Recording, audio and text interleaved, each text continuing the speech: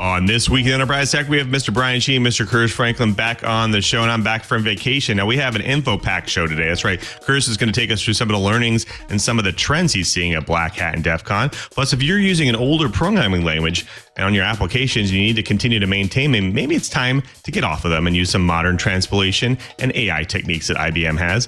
Plus, with the proliferation of AI usage in the market, today we have Michael Amori, CEO of Virtualitics, and he's going to talk about how AI is actually impacting data access and analytics for your organizations. You definitely shouldn't miss it. Twilight on the set.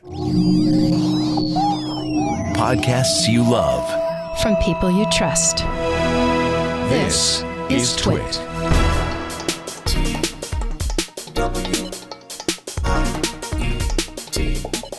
This is Twilight, This Week in Enterprise Tech, episode 558, recorded August 25th, 2023. You got your AI in my enterprise. This episode of This Week in Enterprise Tech is brought to you by Miro. Miro is your team's online workspace to connect, collaborate, and create together. Tap into a way to map processes, systems, and plans with the whole team. Get your first 3 boards for free to start creating your best work yet at Miro.com/podcast.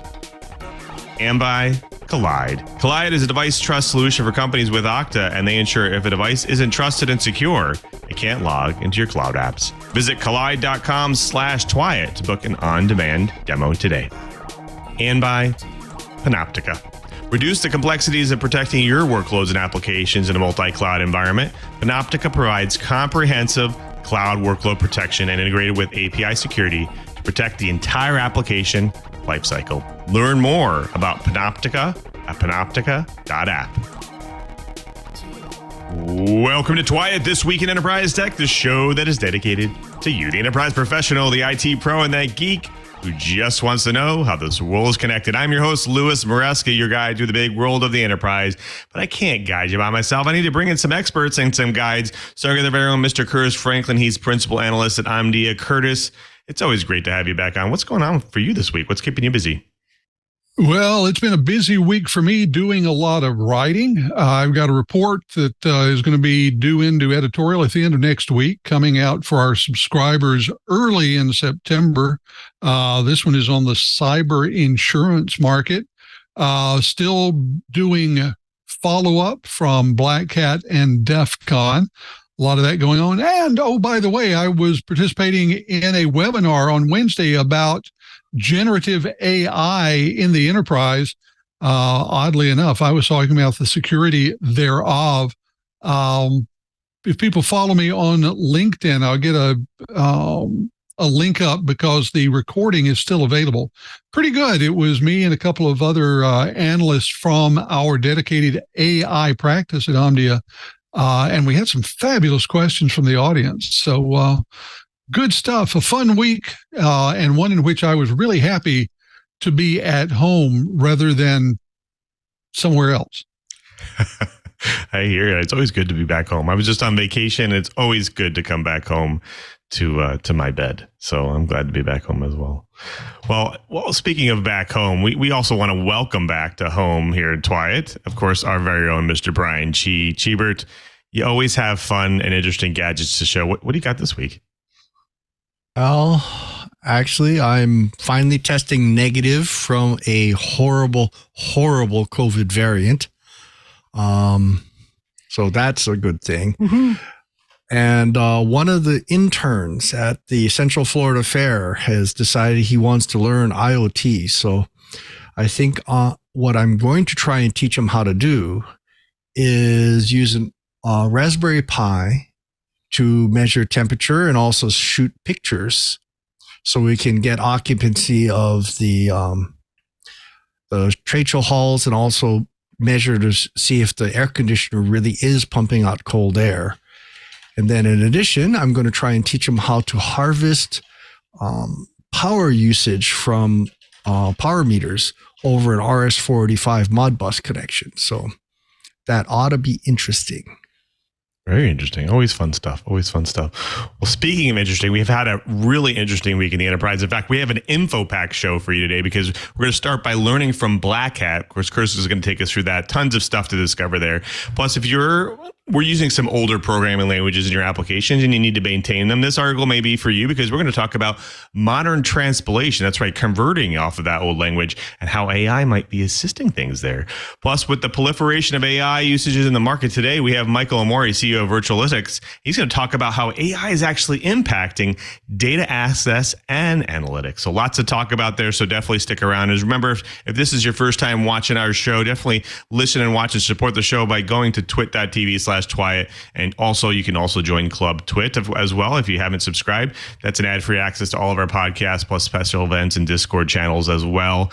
And of course, you can join that by going to twit.tv/CubTwit. Definitely appreciate your support there. Now, this is a special show. So as we said before, we're going to go over and hand it over to actually Curtis first to talk about Black Hat and DEFCON this year. Curtis?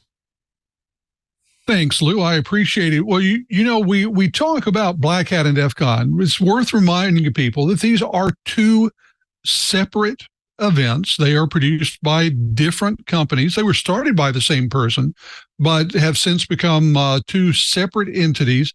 They just happen to take place in the same city, one right on the heels of another. And I'd be lying if I said there wasn't a significant overlap in the attendee base. So what was it this year? Well, as always, Black Hat is the more enterprise-facing show. It is where the enterprise defenders spend time. It is where people whose job it is to keep the bad guys out go to find out what their peers are doing. A lot of researchers. And it was interesting this year hearing attendees say that Black Hat is a very technical, hands-on kind of conference. And that's very true. While there are a lot of CISOs there, most of the presentations, most of the trainings, most of the sessions that look at research are from and for people who actually get their hands dirty in cybersecurity. Well, what were they talking about? It will surprise absolutely no one to hear that this year, the biggest single topic of conversation was generative AI. And the remarkable thing about AI is this. Last year, when we went to Black Hat, I heard several executives and CISOs say something a lot like, I never want to hear AI again. I'm sick of hearing about AI. There's nothing new. Everybody's got it. I just don't want to hear about it because it's just plain marketing speak. Fast forward a year, and everybody wants to talk about AI. All of the vendors are talking about either what they're doing in generative AI, what their plans are for generative AI, or what the reason is that they're going to wait a while before coming out with something in generative AI. It was the center of gravity around which all conversations orbited. I even have a colleague who at RSA invented a metric, MTTA, mean time to AI, which was a measure of how long we went in an interview before the first person brought up AI. And I think the average was something like 68 seconds this year. It was really, really short. What does it mean for security? Well, it's important to note that generative AI is different than the neural networks and other forms of, let's call it classic AI, that has been part of cybersecurity for a while. The big difference is this. The classic model AI, neural nets and the like, are very good at doing targeted tasks very quickly.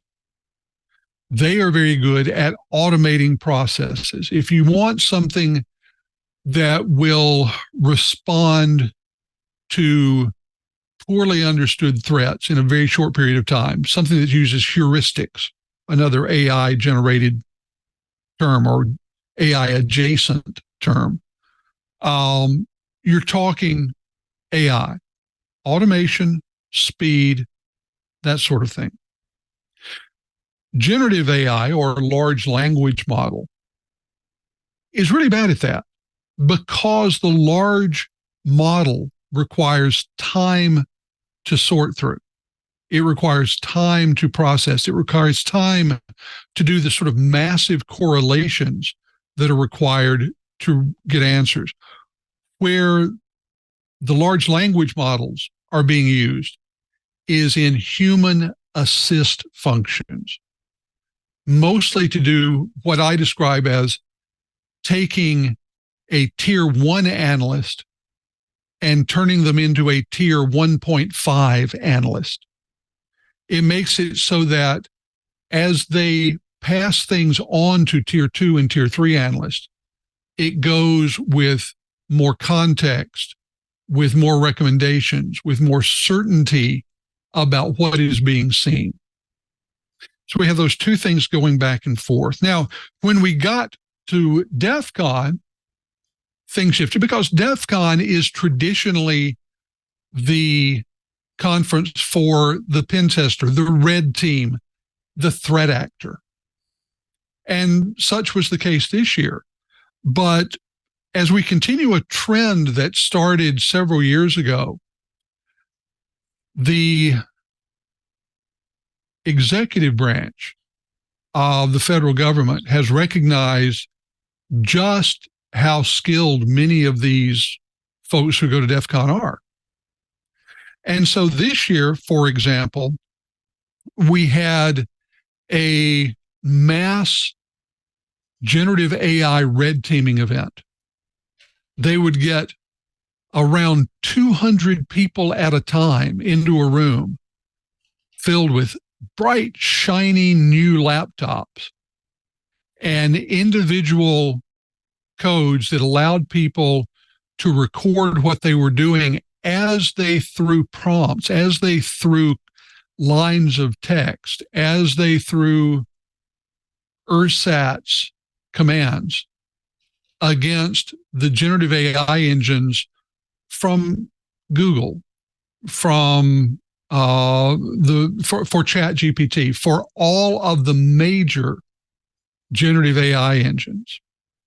And this was sponsored by the White House. It was fascinating. It was one of a surreal moment when I was standing there. I attend DEFCON on a media badge. And I was standing there in this room watching all of the people hard at work. Standing next to me was the Secretary of Homeland Security. And on the other side of me were a couple of people from DARPA. Wandering around the room, there were people from the White House staff who were wearing big, round, glowy badges with the White House engraved on them. You know, there's no trying to pass as anything but we're here from the White House. But, you know, there were people from the Department of State talking about bounty programs against hackers. There were people from DARPA. There were people from all over there. So that was going on. And oh, by the way, just like AI had been something we didn't talk about at Black Hat last year, at DEFCON, the AI village last year was very sleepy. It shared a room with two other villages, and the biggest conference session I saw had about 20 people sitting in it. This year, you would have thought they were handing out free Taylor Swift tickets. Judging by the crowd, there were literally hundreds of people standing in line to get into every session that was held in the AI village. So what, beside from AI, what were people talking about? People talked about risk. We heard about risk-based this, that, and the other. And typically, what this means is that companies are using a risk metric. So they're quantifying the risk, taking risk, measuring it, and expressing it in some sort of quantity. And then using whatever product it is they're selling or service to reduce that risk by a quantifiable amount. So that's what their goal, their metric. They're not really worried about stopping attackers. Stopping attackers is a means to an end. The end is reducing risk. They are risk-based. Going along with that, tools for measuring risk are all over the place. If we have a problem, to be honest, it's that we have so very many ways of expressing risk, and it's very difficult for companies to compare their risk against that of another, organization, which makes it very difficult to benchmark your risk against someone else. So risk. So AI. We talked about things like IoT security, or the current expression that's being used more and more is OT. Instead of Internet of Things, we're talking about operational technology. OT versus IT. Operational technology versus information technology. And how the vast amounts of data that are generated in those OT sensors and controllers can be analyzed and understood by the IT group, and some sort of coherent enterprise-wide risk posture arrived at. There is, of course, a lot else, but these were the major threads that I came across. It was exciting. The energy at both shows was incredible. A lot of people talking about how happy they were to be there with all of the attendees, sharing ideas, seeing people face to face, and making the online interactions that will occur the rest of the year much more valuable because they've had the human interaction at the trade show. So Curtis, before we close up, I want to really know what was the most interesting, maybe your favorite part of Black Hat, other than running into our very own digital Jesuit Padre SJ. What kind of hit your fancy there? I have to say that my favorite thing, aside from, I have to give a blatant plug, the Omdia Analyst Summit was great. We were sold out. It was standing room only, and we got to talk to a lot of people there. My favorite thing going through was hitting the startup section and looking at what these small startup companies are doing, often attacking a very particular piece of the puzzle, but doing it with an incredible focus. Now, we saw a lot of people using AI, which I think speaks to the democratization of AI that comes from being able to make use of some of the big, the Chat GPT, the Google, the various other public AI engines. And the way that they were bringing various forms of OT under the IT umbrella Lots of that going on as well. So lots of risk-based, lots of artificial intelligence, and lurking around all of it was training. I mean, we're still sitting on a shortage of somewhere around 500,000 trained professionals globally.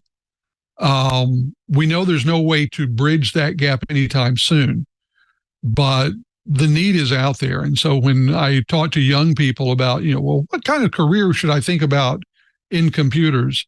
Look at security. There's a crying need.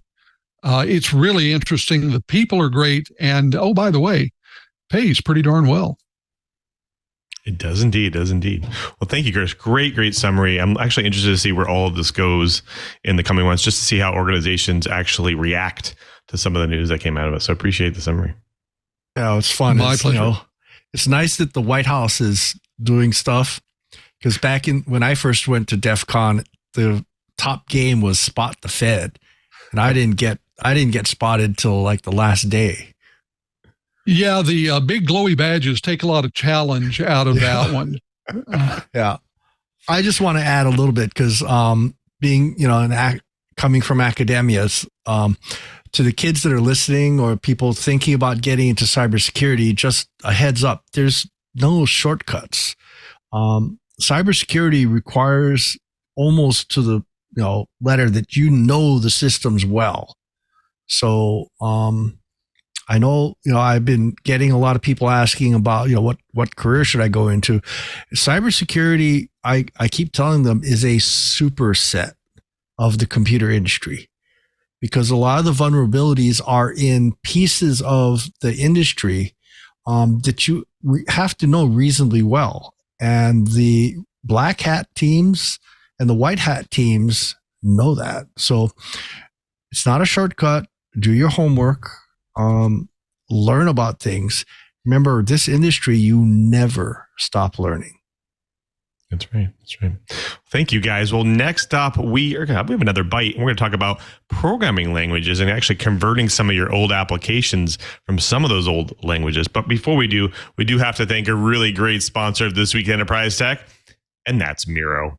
A quick question: are you and your team still going from tab to tab, tool to tool, losing those brilliant ideas and important information along the way? With Miro, that doesn't need to happen anymore. That's right. Miro is a collaborative visual platform that brings all of your great work together, no matter where you are, whether you're working from home or in the hybrid workplace, or everything comes together in one workspace, and that is online. Now, at first glance, it might seem like just a simple digital whiteboard, but Miro's capabilities run far beyond that. It's a visual collaboration tool packed with a ton of features for the whole team to build on each other's ideas, and they help build the future. Plus, you can shorten your time to launch so your customers get what they need even faster. With Miro, you need only one tool so your vision can come to life. Planning, researching, brainstorming, and designing and feedback cycles all happen in one tool. It can happen live on the Miro board across teams, and faster inputs mean faster outcomes. In fact, Miro users report the tool increasing productivity delivery and project delivery speeds by 29%. That's huge. View and share the big picture overview in just a cinch. When everyone has a voice and everyone can tap into a single source of truth, your team remains engaged, they remain invested, and most importantly, happy. Cut out any confusion on who needs to do what by mapping out processes, roles, and timelines. You can do that with several templates, including Miro's swim lane diagram. Strategic planning becomes easier when it's visual and accessible. Tap into a way to map processes, systems, and plans with the whole team so that they not only view it, but have a chance to actually give feedback as well. And if you're feeling meeting fatigue, I know I am. Miro users report saving up to 80 hours per user per year just from streamlining conversations and feedback. Ready to be part of the 1 million users who join Miro every month? Get your first 3 boards for free to start working better together at Miro.com/podcast. That's Miro.com/podcast. And we thank Miro for their support of This Week in Enterprise Tech. Well, folks, it's time for the bites. Now, many of you may remember, even still use the Cobalt programming language. That's right, Cobalt, COBOL, COBOL. Cobalt actually celebrated its 60th anniversary back in 2019. And in 1959, it quickly became the go-to programming language around the world. It was designed with business in mind. In fact, it even means common business-oriented language. And it's unlike any other language at the time because it was portable and actually human readable. Now you fast forward to today, and many folks now working full-time actually want to modernize their applications written in it and their pipelines to make development happen more quickly and recompile those programs with the modern, faster versions of the compilers for it. Well, this week we want to spotlight IBM's groundbreaking Code Assistant for IBM Z, a tool designed to actually translate COBOL code into Java using a sophisticated AI model. The move actually addresses the significant challenge here. It's a huge challenge for organizations that face the fact that they have applications written in it, but there's high migration costs there. As context, a 2022 survey actually revealed that over 800 billion lines of code are actually still written in it and still exist in current production systems. Now, IBM's Code Assistant is actually operational on premise or in the cloud and is powered by CodeNet, which is actually can comprehend this code, and it can comprehend Java and nearly 80 other programming languages as well. So it's pretty cool. IBM highlights its advanced AI capabilities by emphasizing its role to facilitating a natural transition from COBOL to enterprise Java with supporting the entire application modernization process. Now, here's the interesting part. The tool isn't without potential pitfalls. That's right. A recent study from Stanford actually suggests possible vulnerabilities in the AI-generated code. Consequently, IBM actually recommends thorough review by human experts to actually ensure the code's security. And strategically, IBM is banking on tools like Code Assistants for its future trajectory, noting that 84% of its mainframe clientele currently still use COBOL. Now, the company is keen on leading the next wave of AI-powered code generation tools. I guarantee that they want to get into that space and keep in that space, hoping to rival platforms like, of course, GitHub, Copilot, and Amazon's Code Whisperer. Now, as we witness the fusion of traditional processes and systems with AI, it's clear that innovation, adaptability, and careful vetting are truly paramount as part of the process. Now I want to bring my co-host back in because, of course, I wanted you guys to reminisce about the golden age of this language and what strikes you as maybe the most contrasting or significant contrast between its legacy and some of the emerging IT landscape that's out here, especially maybe AI integrated solutions. What do you guys think? Is there time to get off of COBOL? Well, I'll tell you, COBOL's reach was staggering. I actually have a chunk of wire about yay long that I got from Grace Hopper, who was a very significant contributor to COBOL. In fact, COBOL was one of the first compiled languages made available. Now, I'm going to show my age. I did a lot of COBOL. I still get consulted on by different people. And a lot of my classmates are saying they're making more doing COBOL consulting after they retired than they did during their career. Now, having said that, COBOL's not the only thing around that needs this service. The touch also needs to be around for RPG, report program generator, which, ruled the roost. Almost all the major reports at banks were in RPG for a very long time. Anyway, COBOL's great. I love the fact that they're using AI to get some of the conversion going, but all the feedback I've gotten from classmates and other colleagues that still touch COBOL is that the code generated by this is lacking. So they're not going to be out of a job anytime soon. There's going to be a lot of work to fix the COBOL. Now, the nice thing is because COBOL is still very procedural and almost hierarchical in how it flows, fixing isn't as hard as it sounds. It's not like a triggered language like Java. Of course, I've got a bone to pick about Java because those runtimes I keep stumbling over the different runtime versions. So I'm not sure Java was the best choice. Personally, I would have rather seen it go into something like C#. Yeah.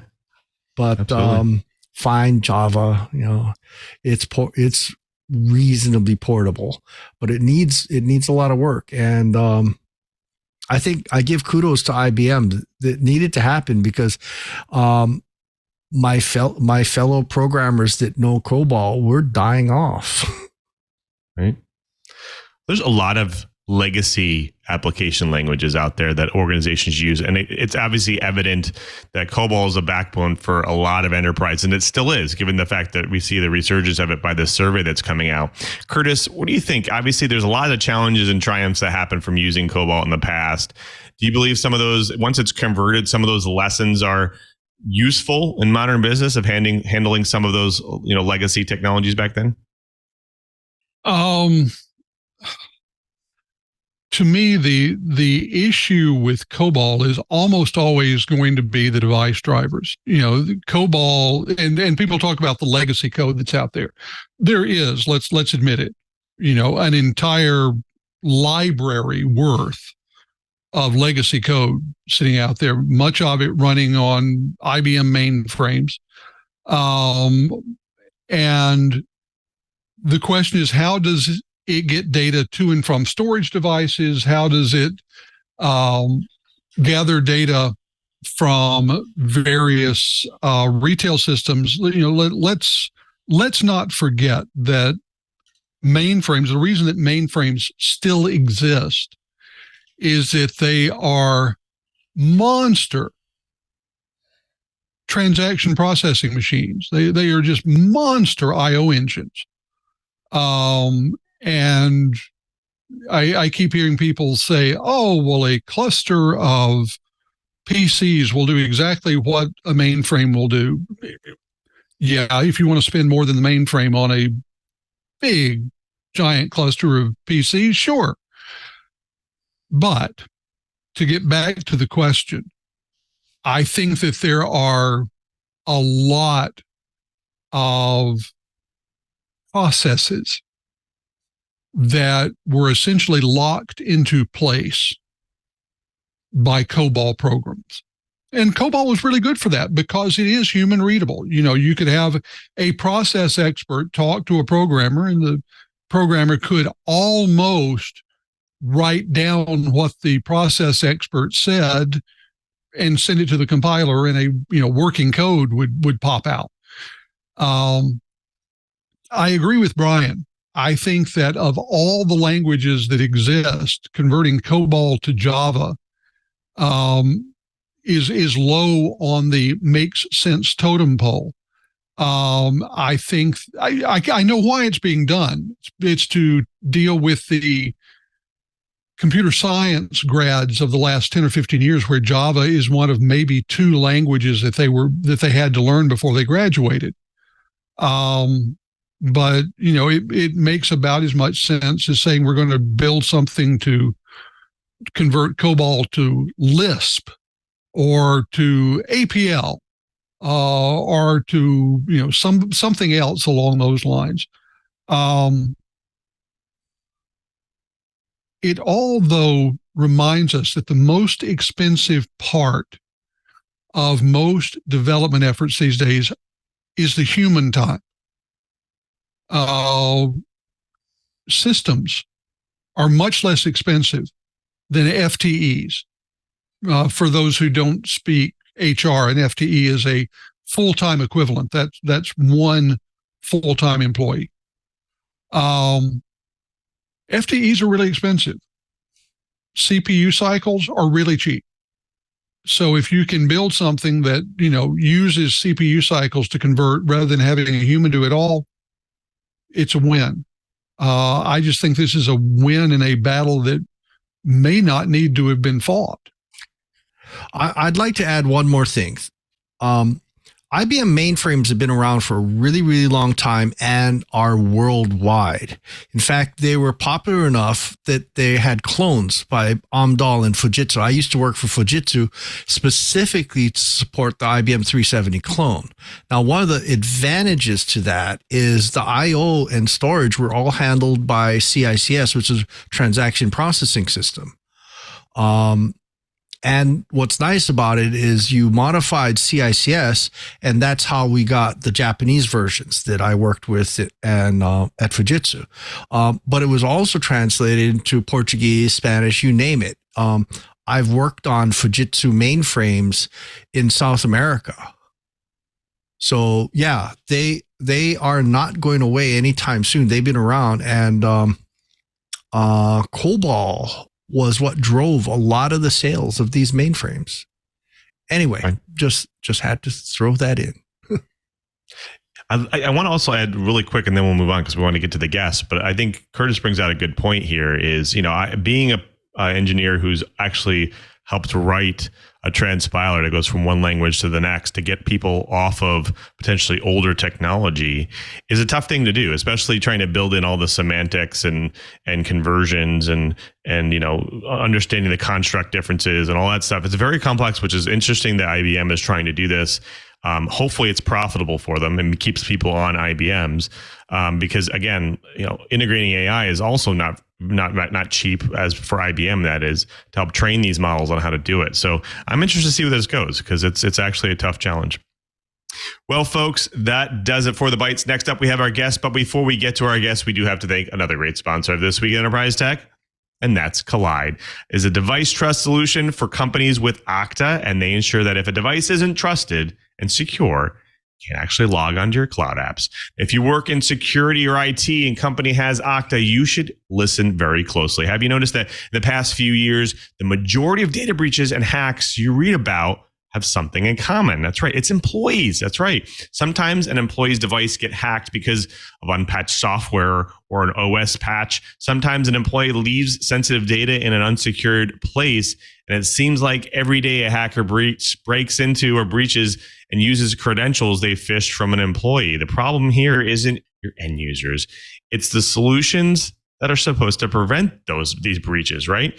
But it doesn't have to be this way. Imagine a world where only secure devices can access your cloud apps. In this world, phished credentials are useless to hackers, and you can manage every OS, including Linux, all from a single dashboard. But best of all, you can get employees to fix their own device security issues without creating more work for your IT teams. Even better. The good news is you don't have to imagine this world. You can just start using Collide.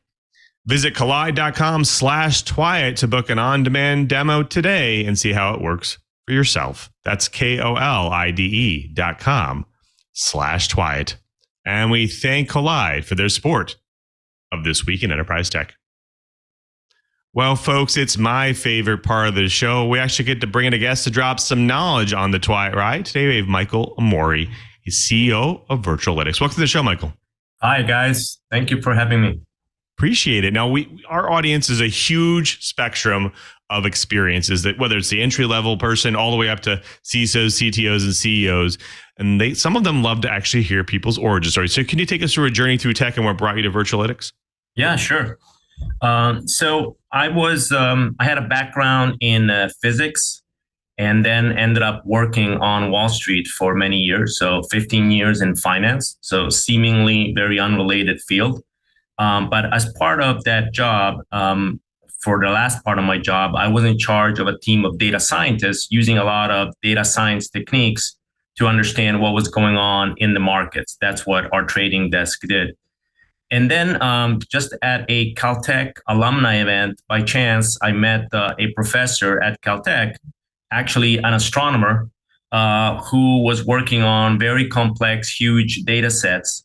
And was using new techniques to analyze the data from these data sets. So he was using the combination of AI to help you find the key patterns to focus in on in the data, combined with 3D visualizations of those insights, so that the human could really understand what was going on in data much faster than with normal techniques.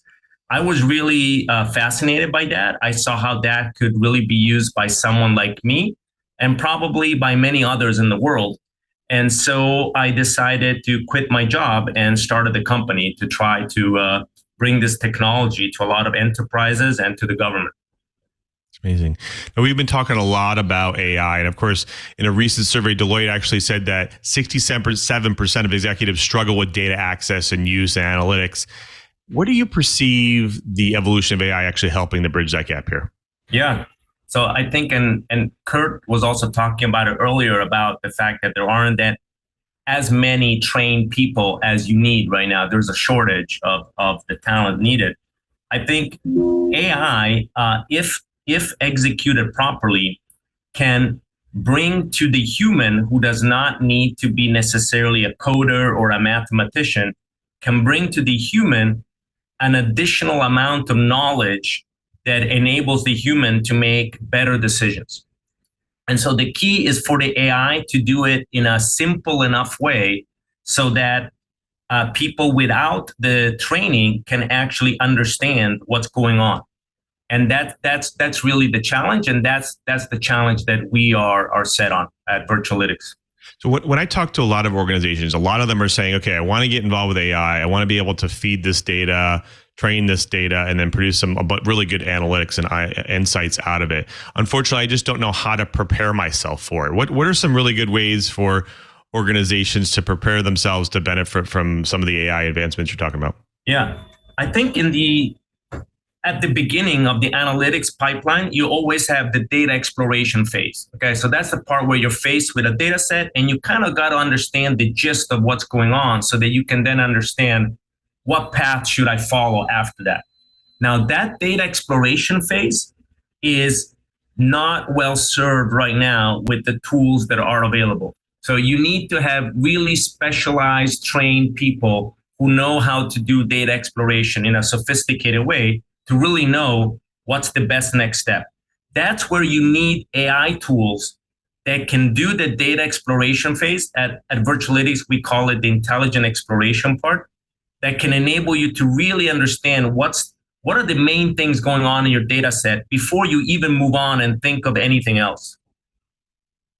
So it's interesting you said that, because I'm actually reading other stats here that says less than a third of firms actually identify as being data driven.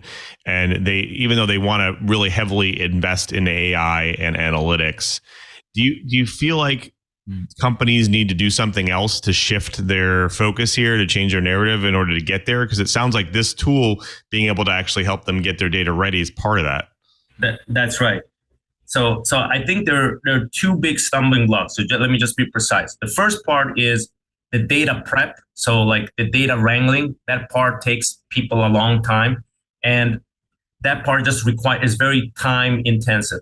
But then you have the data exploration part, which is also very difficult in a different way, in the sense that people don't approach it in a way that allows them to let the data tell them what's really going on in the data. So in that sense, Lou, many organizations end up not being data driven because they're not doing the data exploration full justice. They're not going all the way in the data exploration part. So now they're leaving behind all the pearls, all the nuggets that are in the data. They're leaving those behind.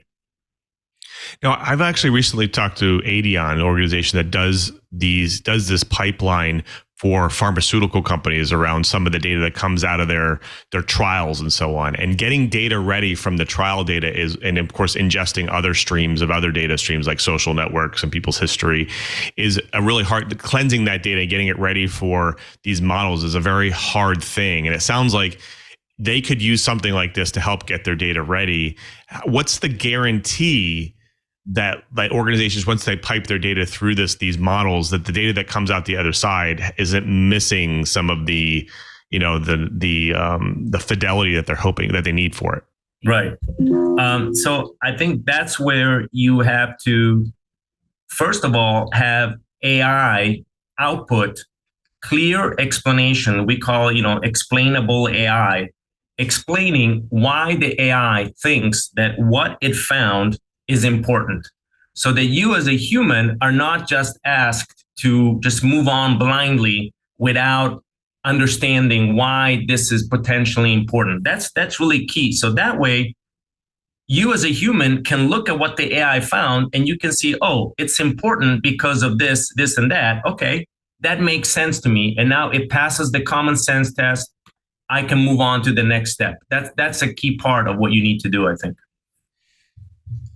So I want to get a little bit on to, AI and the fact that there's obviously always privacy, ethical situations and biases that come along with AI. It seems to be a hot button topic, I guess, these days, especially when you're talking about making data-driven decisions based off of data. How do you think or envision the concept of responsible AI here? Like what can organizations do to ensure they're adopting in that manner? Yeah.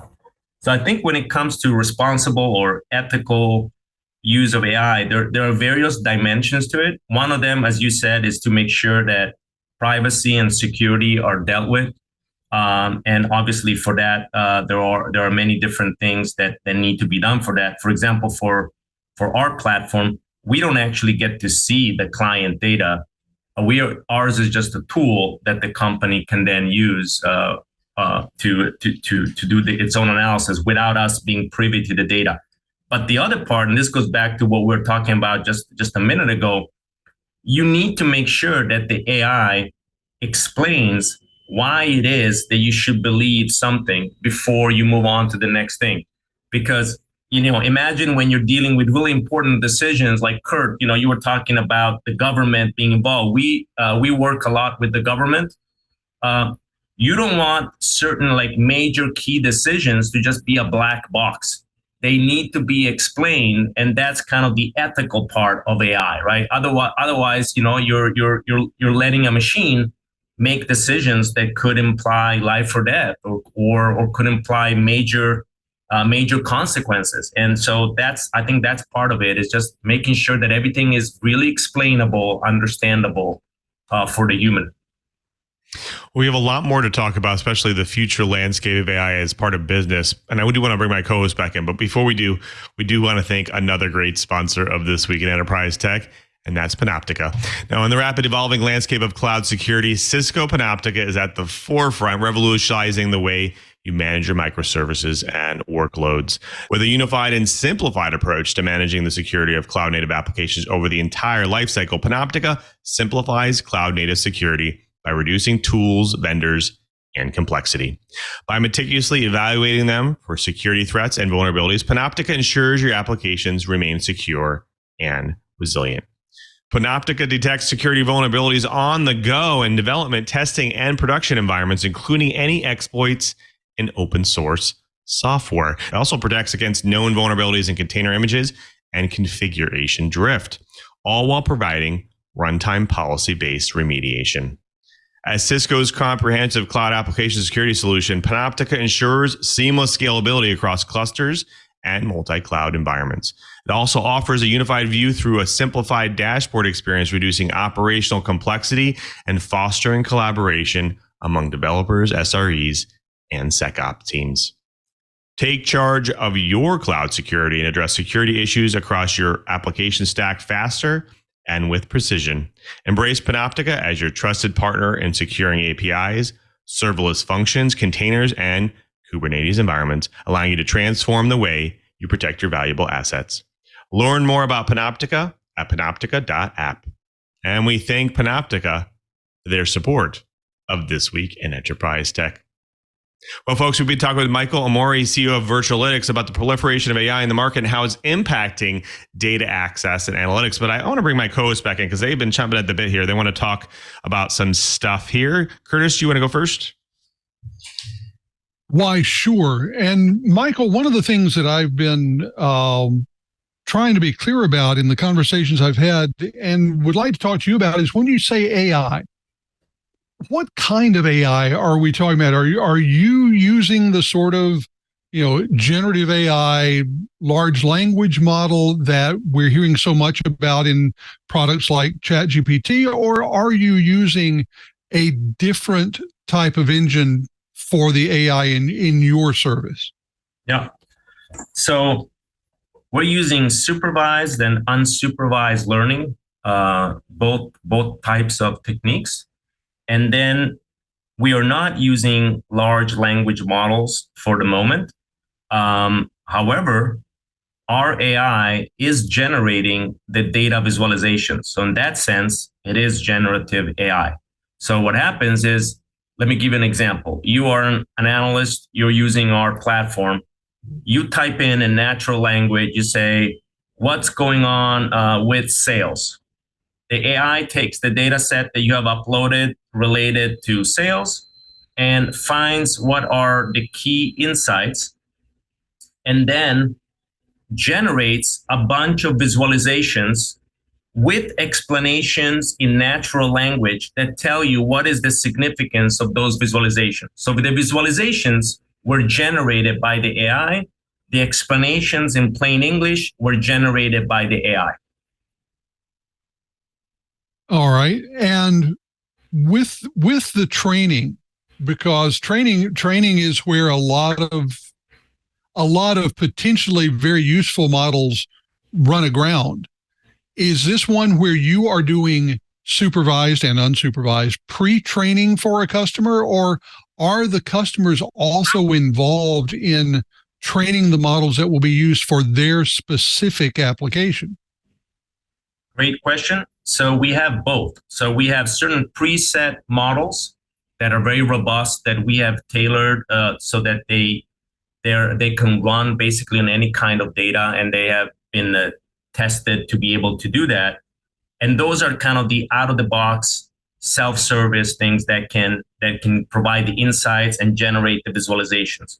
But on top of that, the customer has the ability to deploy their own models onto the platform and then take advantage of all the visualizations and analytical capabilities that are on the platform. So you can do both. Prepackaged algorithms and the client's own algorithms can be deployed on the platform. Now, I know that one of the things that a lot of people don't realize is that the sort of in the news AI engines that we're hearing about can take some truly massive computing horsepower to make run. It sounds like in this case, your customers don't have to invest in massive server farms. They're not going to be people who are making the GPU vendors happy because they have to buy 50,000 GPUs in order to make this work. Is it all happening via a browser interface back to you, or are they doing it through APIs? How do people connect from their business to yours in order to take advantage of this information? They connect through a browser interface. So we're cloud-based, and we have optimized the kind of basic algorithms. But when I say basic, they're pretty sophisticated, and they can really get you to 80% of the way in understanding a data set. And those can run very efficiently through a browser interface. Then if you need to go the remaining 20%, that's where we can then add some workflows on top of our platform that integrate with our platform that can take advantage of big data capabilities and then can allow the client to deploy their own customized models on top of the platform. But the way I would describe the platform is it can provide the foundation for really doing this intelligent exploration of the data, figuring out what's going on, what's the big picture in my data. That's kind of the first necessary step that very often is missed by a lot of people. Well, this is actually starting to sound different. We've been hearing a lot of different people saying they have AI and they're going to make workflows better and things like that. But a lot of the people we've been talking to are targeting more for the DevOps environment. You guys are, I'm starting to hear something more like an assistant that's going to sit by the subject matter expert's elbow, like having a DevOps person dedicated to the subject matter expert, which we can't afford to fund anymore. So do you guys really look that different? Is that your target? I think you're right. I mean, we see ourselves as augmenting what the analyst does in a very profound way, and we see ourselves as empowering the analyst to explore and understand the data in a completely different way. If I can say just one more thing real quickly, one of the things, for example, that we do that is part of the automatically generated visualizations that help people understand the data. One example of that is the AI embedded in our platform can take tabular data, so regular data, and turn it into a network and represent that data as a network without the client having to connect to a graph database. And we can then show all the connections between the data points in a very novel way that opens up your understanding of the data. So absolutely what you said, that's what we're trying to do. We want to assist the human, the analyst in a completely new way. So why don't we just kind of step back a little bit? You've got some different types of tools. I think one of them is called Snowflake and so forth. Yeah.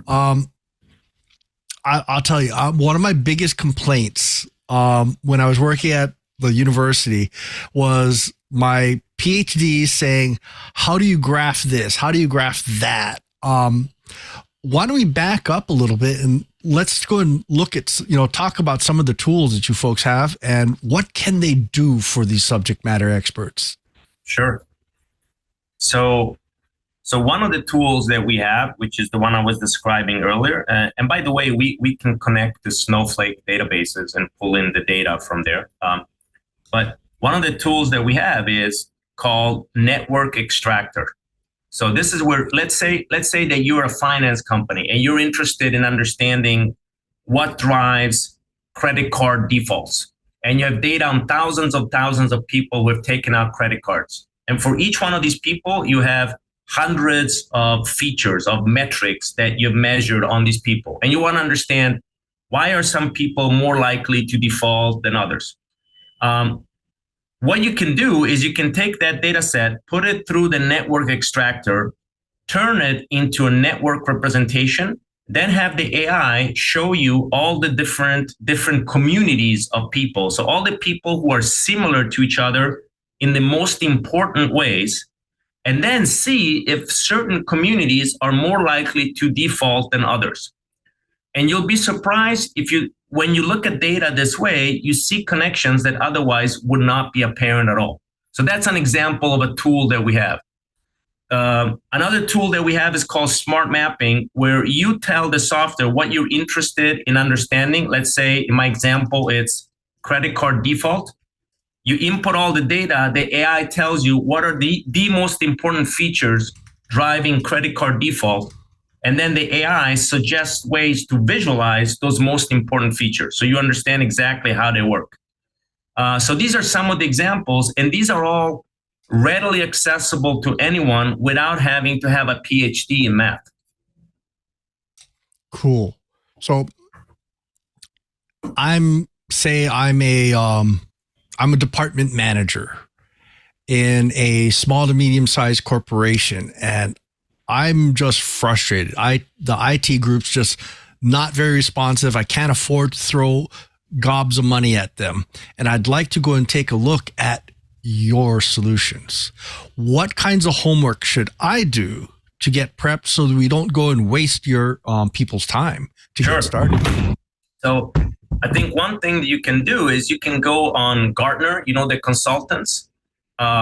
Gartner, probably one of the top enterprise consultants, we made 8 of the Gartner hype cycles for 2023, including emerging tech for the enterprise and data and analytics.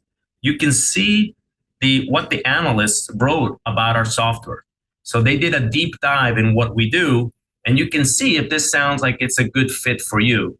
And this is written by a third party, not by us. It's not on our website. So this is something, get an independent entity tell you what they think about our software, and then also obviously on our website we have a bunch of white papers that explain different use cases, different customer examples, etc. And then from there you can see if there's potentially a good fit. Thank you, Michael. Thank you so much for being here. Unfortunately, time flies when you're having fun. Lots of great topics and information here, so we appreciate you being here. And so, since we're running low on time, can you maybe tell the folks at home a little bit more about where they can learn more about Virtualitics, what's going on, what's coming up for you guys? Sure. And thank you for having me again. So you can learn a lot more about Virtualitics on our website, virtualitics.com. I think you will find that our technology is very different. It's revolutionary, and it's really starting to have an impact in the enterprise world and in government. So thank you again, guys. Thank you. Well, folks, you have done it again. You sat through another hour of the best dang enterprise and IT podcast in the universe. So definitely tune your podcatcher to TWI. I want to thank everyone who makes this show possible, especially to our very own co-host. I want to start with our very own Mr. Brian Chee. Cheebert, thank you so much for being here. Where can people find you? Maybe what's going on for you this week? This week I am catching up on yard work. Basically a month and a half of being laid low by this COVID variant. My yard's a little overgrown, so I'm doing yard work. But I am complaining about different things, and I'm actually working on some projects to try and see if we can increase the usability of the Central Florida Fairgrounds. And I'm doing a lot of that on Twitter at ADVNETLAB, Advanced Net Lab. If you folks have ideas for shows, you can hit me on Twitter. You can also throw email directly at me. I am Cheebert, spelled CHEEBERT at twit.tv. You're also welcome to use Twiet at twit.tv, and that'll hit all the hosts. We'd love to hear from you. We'd love to hear your show ideas. Take care, everyone. Thank you, Cheebert. We also have to thank our very own Mr. Curtis Franklin. Curtis, thank you again for being here. Where can people find you, all your work? What's going on for you the coming week? Well, this coming week, I'm going to be heads down writing. As I said, I've got a report that is going in, but I'm going to take time out from doing that. I'll have a piece up on dark reading later on this week. That's dark reading / Omnia. When that happens, I will do an excerpt, point people to it from LinkedIn. You can follow me at Curtis Franklin. I will probably post to it on X or, whatever it is this week.